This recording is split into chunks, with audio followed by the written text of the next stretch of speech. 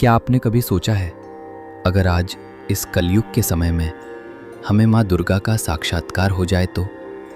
अगर हमें देवलोक में प्रवेश मिल जाए, जहाँ समय थम जाता है, जहाँ मनुष्य अपनी सीमाएं भूल जाता है और जहाँ हम सीधे देवी से प्रश्न पूछ सकें कि आज की दुनिया हमारे दुख, हमारी परेशानियों और हमारी खोई हुई आस्था पर उनका क्या की इस कथा में।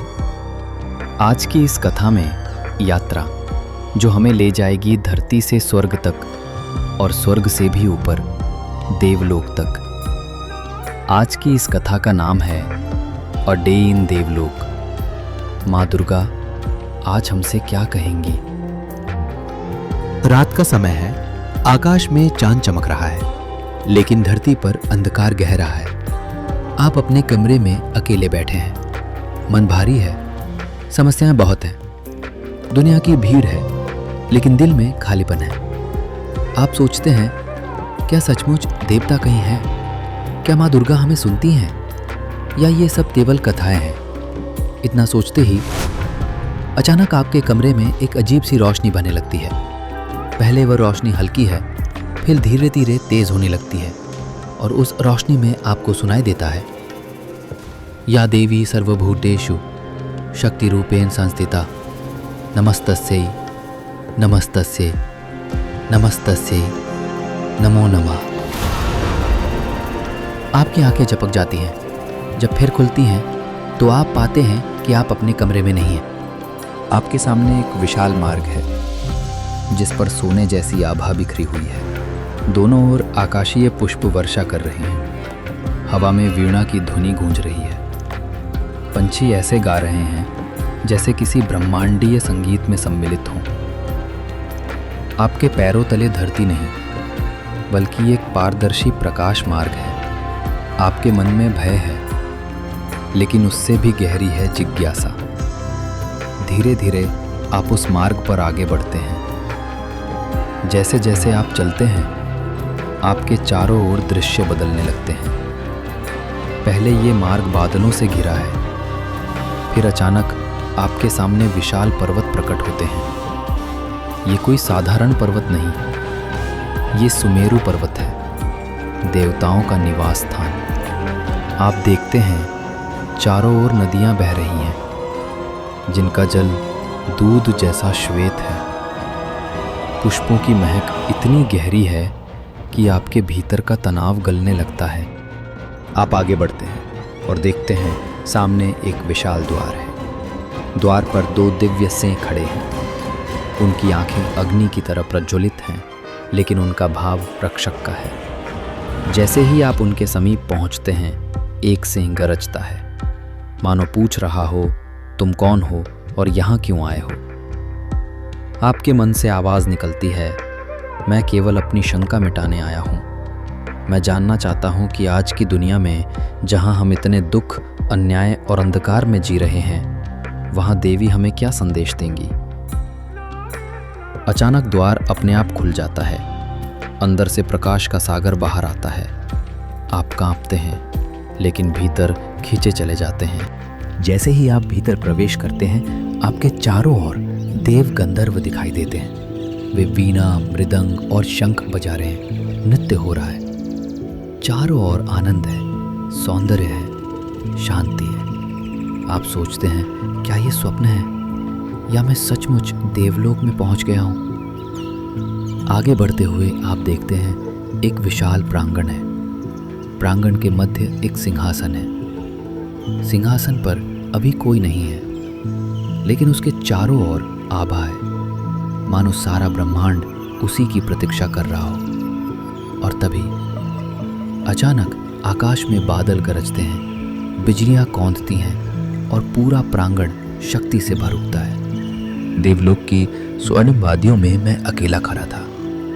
चारों ओर देव वृक्ष खड़े थे, जिनकी पत्तियां हल्की सी हवा के स्पर्श से मधुर ध्वनि कर रही थी। झरनों की धुन जैसे किसी शांति का गीत सुना रही हो। लेकिन तभी अचानक वातावरण में एक हलचल हुई। आकाश गहरा होने लगा।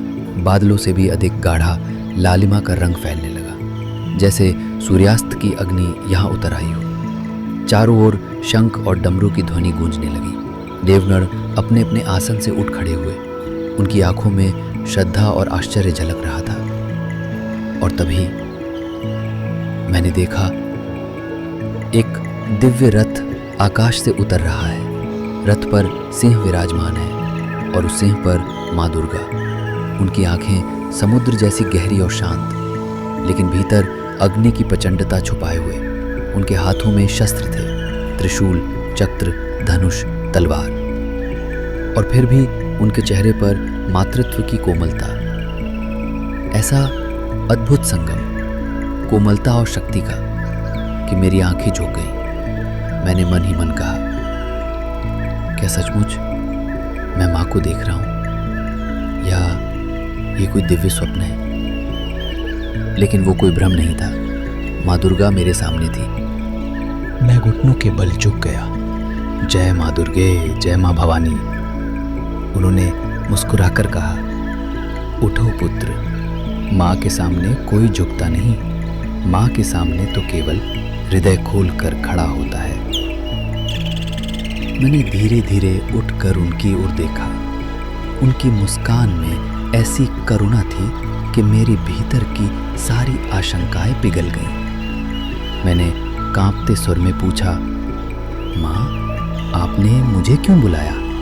मैं तो केवल एक साधारण मनुष्य हूँ। माँ दुर्गा बोली, साधारण मनुष्य नहीं पुत्र, हर आत्मा असाधारण है। तुम मनुष्य हो, यही तुम्हारी सबसे बड़ी शक्ति है। मैंने तुम्हें बुलाया है क्योंकि आज मानवता भटक रही है और जब भी मेरे बच्चे मार्ग खोते हैं, माँ उतरती है।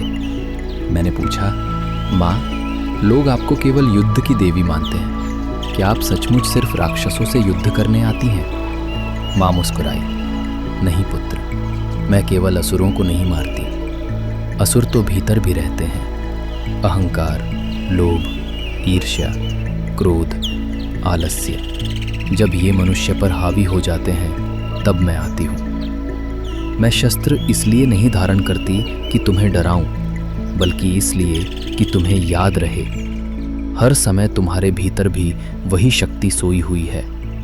मैंने आश्चर्य से कहा, तो माँ, आपके शस्त्र हमारे ही भीतर की शक्तियां हैं? हाँ पुत्र, त्रिशूल केवल लोहे का नहीं होता। त्रिशूल 3 गुणों का प्रतीक है, सतोगुण, रजोगुण और तमोगुण। इन्हें संतुलित करने वाला ही सच्चा वीर है।